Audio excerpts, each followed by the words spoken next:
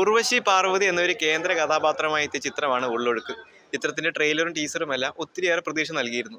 ചിത്രത്തിന്റെ ആദ്യ പ്രദർശനം കഴിഞ്ഞ് പ്രേക്ഷകർക്ക് എന്താണ് പറയാനുള്ളത് എന്ന് നമുക്ക് നോക്കാം. നല്ല അടിപൊളിയായിരുന്നു.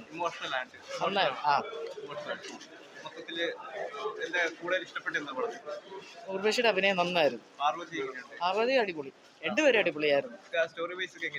നല്ല story. Urvashi is good, fantastic. Parvati also. കുഴപ്പമില്ല. കുഴപ്പമില്ല. നല്ല പടം. സ്റ്റോറി, നല്ല അഭിനയം, എല്ലാം നല്ലതാണ്. അവർ രണ്ടുപേരുടെ അഭിനയം നല്ല അടിപൊളിയായിട്ടുണ്ട്. അതെ, ഒരു സ്ലോ പേസിൽ പോകുന്ന, ഇച്ചിരി ഡിലമയിലൊക്കെ പോകുന്നൊരു മൂവിയാണ്. നല്ല പടം, മസ്റ്റ് വാച്ച് ആണ്.